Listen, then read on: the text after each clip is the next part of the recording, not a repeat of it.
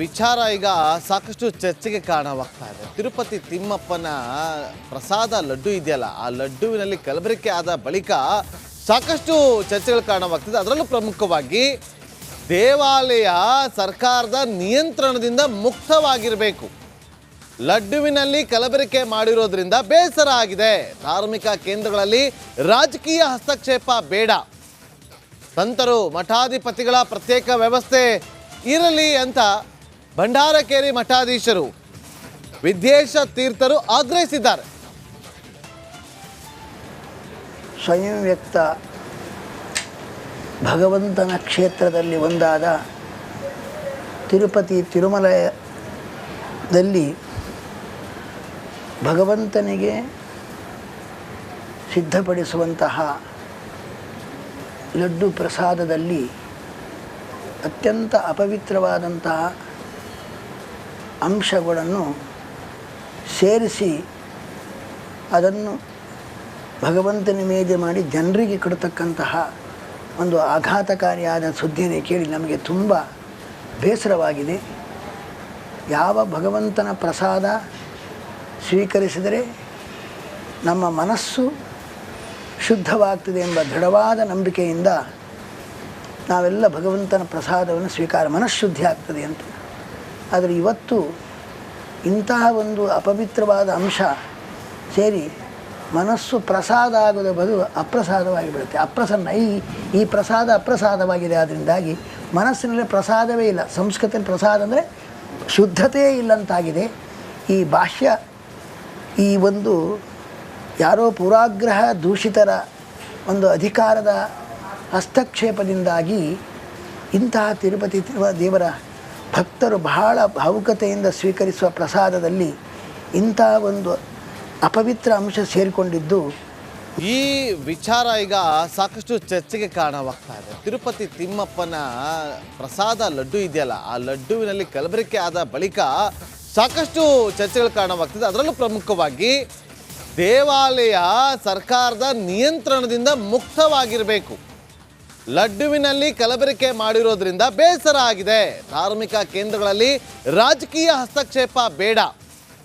ಸಂತರು ಮಠಾಧಿಪತಿಗಳ ಪ್ರತ್ಯೇಕ ವ್ಯವಸ್ಥೆ ಇರಲಿ ಅಂತ ಭಂಡಾರಕೇರಿ ಮಠಾಧೀಶರು ವಿದ್ಯೇಶ ತೀರ್ಥರು ಆಗ್ರಹಿಸಿದ್ದಾರೆ. ಸ್ವಯಂ ವ್ಯಕ್ತ ಭಗವಂತನ ಕ್ಷೇತ್ರದಲ್ಲಿ ಒಂದಾದ ತಿರುಪತಿ ತಿರುಮಲದಲ್ಲಿ ಭಗವಂತನಿಗೆ ಸಿದ್ಧಪಡಿಸುವಂತಹ ಲಡ್ಡು ಪ್ರಸಾದದಲ್ಲಿ ಅತ್ಯಂತ ಅಪವಿತ್ರವಾದಂತಹ ಅಂಶಗಳನ್ನು ಸೇರಿಸಿ ಅದನ್ನು ಭಗವಂತನ ನಿವೇದ್ಯ ಮಾಡಿ ಜನರಿಗೆ ಕೊಡತಕ್ಕಂತಹ ಒಂದು ಆಘಾತಕಾರಿಯಾದ ಸುದ್ದಿಯನ್ನು ಕೇಳಿ ನಮಗೆ ತುಂಬ ಬೇಸರವಾಗಿದೆ. ಯಾವ ಭಗವಂತನ ಪ್ರಸಾದ ಸ್ವೀಕರಿಸಿದರೆ ನಮ್ಮ ಮನಸ್ಸು ಶುದ್ಧವಾಗ್ತದೆ ಎಂಬ ದೃಢವಾದ ನಂಬಿಕೆಯಿಂದ ನಾವೆಲ್ಲ ಭಗವಂತನ ಪ್ರಸಾದವನ್ನು ಮನಃಶುದ್ಧಿ ಆಗ್ತದೆ ಅಂತ. ಆದರೆ ಇವತ್ತು ಇಂತಹ ಒಂದು ಅಪವಿತ್ರವಾದ ಅಂಶ ಸೇರಿ ಮನಸ್ಸು ಪ್ರಸಾದ ಆಗೋದ ಬದಲು ಅಪ್ರಸಾದವಾಗಿ ಬಿಡುತ್ತೆ. ಈ ಪ್ರಸಾದ ಅಪ್ರಸಾದವಾಗಿದೆ. ಅದರಿಂದಾಗಿ ಮನಸ್ಸಿನಲ್ಲಿ ಪ್ರಸಾದವೇ ಇಲ್ಲ. ಸಂಸ್ಕೃತಿಯಲ್ಲಿ ಪ್ರಸಾದ ಅಂದರೆ ಶುದ್ಧತೆಯೇ ಇಲ್ಲಂತಾಗಿದೆ. ಈ ಬಾಹ್ಯ ಈ ಒಂದು ಯಾರೋ ಪುರಾಗ್ರಹ ದೂಷಿತರ ಒಂದು ಅಧಿಕಾರದ ಹಸ್ತಕ್ಷೇಪದಿಂದಾಗಿ ಇಂತಹ ತಿರುಪತಿ ದೇವರ ಭಕ್ತರು ಬಹಳ ಭಾವುಕತೆಯಿಂದ ಸ್ವೀಕರಿಸುವ ಪ್ರಸಾದದಲ್ಲಿ ಇಂತಹ ಒಂದು ಅಪವಿತ್ರ ಅಂಶ ಸೇರಿಕೊಂಡಿದ್ದು ಈ ವಿಚಾರ ಈಗ ಸಾಕಷ್ಟು ಚರ್ಚೆಗೆ ಕಾರಣವಾಗ್ತಾ ಇದೆ. ತಿರುಪತಿ ತಿಮ್ಮಪ್ಪನ ಪ್ರಸಾದ ಲಡ್ಡು ಇದೆಯಲ್ಲ, ಆ ಲಡ್ಡುವಿನಲ್ಲಿ ಕಲಬೆರಕೆ ಆದ ಬಳಿಕ ಸಾಕಷ್ಟು ಚರ್ಚೆಗಳು ಕಾರಣವಾಗ್ತಿದೆ. ಅದರಲ್ಲೂ ಪ್ರಮುಖವಾಗಿ ದೇವಾಲಯ ಸರ್ಕಾರದ ನಿಯಂತ್ರಣದಿಂದ ಮುಕ್ತವಾಗಿರಬೇಕು. ಲಡ್ಡುವಿನಲ್ಲಿ ಕಲಬೆರಕೆ ಮಾಡಿರೋದ್ರಿಂದ ಬೇಸರ ಆಗಿದೆ. ಧಾರ್ಮಿಕ ಕೇಂದ್ರಗಳಲ್ಲಿ ರಾಜಕೀಯ ಹಸ್ತಕ್ಷೇಪ ಬೇಡ. ಸಂತರು ಮಠಾಧಿಪತಿಗಳ ಪ್ರತ್ಯೇಕ ವ್ಯವಸ್ಥೆ ಇರಲಿ ಅಂತ ಭಂಡಾರಕೇರಿ ಮಠಾಧೀಶರು ವಿದ್ಯೇಶ ತೀರ್ಥರು ಆಗ್ರಹಿಸಿದ್ದಾರೆ. ಸ್ವಯಂ ವ್ಯಕ್ತ ಭಗವಂತನ ಕ್ಷೇತ್ರದಲ್ಲಿ ಒಂದಾದ ತಿರುಪತಿ ತಿರುಮಲದಲ್ಲಿ ಭಗವಂತನಿಗೆ ಸಿದ್ಧಪಡಿಸುವಂತಹ ಲಡ್ಡು ಪ್ರಸಾದದಲ್ಲಿ ಅತ್ಯಂತ ಅಪವಿತ್ರವಾದಂತಹ ಅಂಶಗಳನ್ನು ಸೇರಿಸಿ ಅದನ್ನು ಭಗವಂತನ ಮೇಲೆ ಮಾಡಿ ಜನರಿಗೆ ಕೊಡತಕ್ಕಂತಹ ಒಂದು ಆಘಾತಕಾರಿಯಾದ ಸುದ್ದಿಯನ್ನು ಕೇಳಿ ನಮಗೆ ತುಂಬ ಬೇಸರವಾಗಿದೆ. ಯಾವ ಭಗವಂತನ ಪ್ರಸಾದ ಸ್ವೀಕರಿಸಿದರೆ ನಮ್ಮ ಮನಸ್ಸು ಶುದ್ಧವಾಗ್ತದೆ ಎಂಬ ದೃಢವಾದ ನಂಬಿಕೆಯಿಂದ ನಾವೆಲ್ಲ ಭಗವಂತನ ಪ್ರಸಾದವನ್ನು ಮನಃಶುದ್ಧಿ ಆಗ್ತದೆ ಅಂತ. ಆದರೆ ಇವತ್ತು ಇಂತಹ ಒಂದು ಅಪವಿತ್ರವಾದ ಅಂಶ ಸೇರಿ ಮನಸ್ಸು ಪ್ರಸಾದ ಆಗೋದ ಬದಲು ಅಪ್ರಸಾದವಾಗಿ ಬಿಡುತ್ತೆ.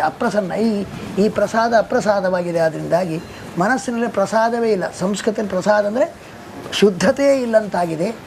ಈ ಬಾಹ್ಯ ಈ ಒಂದು ಯಾರೋ ಪೂರ್ವಾಗ್ರಹ ದೂಷಿತರ ಒಂದು ಅಧಿಕಾರದ ಹಸ್ತಕ್ಷೇಪದಿಂದಾಗಿ ಇಂತಹ ತಿರುಪತಿ ದೇವರ ಭಕ್ತರು ಬಹಳ ಭಾವುಕತೆಯಿಂದ ಸ್ವೀಕರಿಸುವ ಪ್ರಸಾದದಲ್ಲಿ ಇಂಥ ಒಂದು ಅಪವಿತ್ರ ಅಂಶ ಸೇರಿಕೊಂಡಿದ್ದು ಈ ವಿಚಾರ ಈಗ ಸಾಕಷ್ಟು ಚರ್ಚೆಗೆ ಕಾರಣವಾಗ್ತಾ ಇದೆ. ತಿರುಪತಿ ತಿಮ್ಮಪ್ಪನ ಪ್ರಸಾದ ಲಡ್ಡು ಇದೆಯಲ್ಲ, ಆ ಲಡ್ಡುವಿನಲ್ಲಿ ಕಲಬೆರಕೆ ಆದ ಬಳಿಕ ಸಾಕಷ್ಟು ಚರ್ಚೆಗಳು ಕಾರಣವಾಗ್ತಿದೆ. ಅದರಲ್ಲೂ ಪ್ರಮುಖವಾಗಿ ದೇವಾಲಯ ಸರ್ಕಾರದ ನಿಯಂತ್ರಣದಿಂದ ಮುಕ್ತವಾಗಿರಬೇಕು.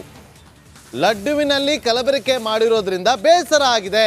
ಧಾರ್ಮಿಕ ಕೇಂದ್ರಗಳಲ್ಲಿ ರಾಜಕೀಯ ಹಸ್ತಕ್ಷೇಪ ಬೇಡ.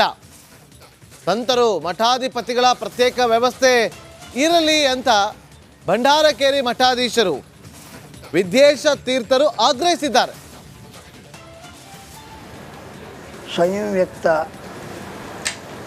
ಭಗವಂತನ ಕ್ಷೇತ್ರದಲ್ಲಿ ಒಂದಾದ ತಿರುಪತಿ ತಿರುಮಲದಲ್ಲಿ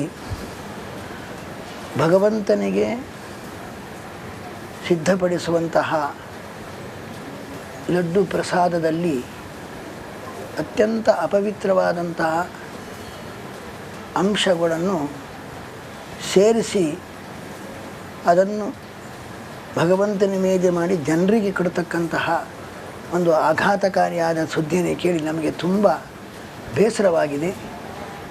ಯಾವ ಭಗವಂತನ ಪ್ರಸಾದ ಸ್ವೀಕರಿಸಿದರೆ ನಮ್ಮ ಮನಸ್ಸು ಶುದ್ಧವಾಗ್ತದೆ ಎಂಬ ದೃಢವಾದ ನಂಬಿಕೆಯಿಂದ ನಾವೆಲ್ಲ ಭಗವಂತನ ಪ್ರಸಾದವನ್ನು ಮನಃಶುದ್ಧಿ ಆಗ್ತದೆ ಅಂತ.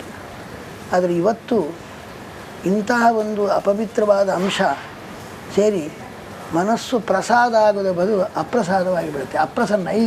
ಈ ಪ್ರಸಾದ ಅಪ್ರಸಾದವಾಗಿದೆ. ಅದರಿಂದಾಗಿ ಮನಸ್ಸಿನಲ್ಲಿ ಪ್ರಸಾದವೇ ಇಲ್ಲ. ಸಂಸ್ಕೃತದಲ್ಲಿ ಪ್ರಸಾದ ಅಂದರೆ ಶುದ್ಧತೆಯೇ ಇಲ್ಲಂತಾಗಿದೆ. ಈ ಬಾಹ್ಯ ಈ ಒಂದು ಯಾರೋ ಪೂರ್ವಾಗ್ರಹ ದೂಷಿತರ ಒಂದು ಅಧಿಕಾರದ ಹಸ್ತಕ್ಷೇಪದಿಂದಾಗಿ ಇಂತಹ ತಿರುಪತಿ ದೇವರ ಭಕ್ತರು ಬಹಳ ಭಾವುಕತೆಯಿಂದ ಸ್ವೀಕರಿಸುವ ಪ್ರಸಾದದಲ್ಲಿ ಇಂಥ ಒಂದು ಅಪವಿತ್ರ ಅಂಶ ಸೇರಿಕೊಂಡಿದ್ದು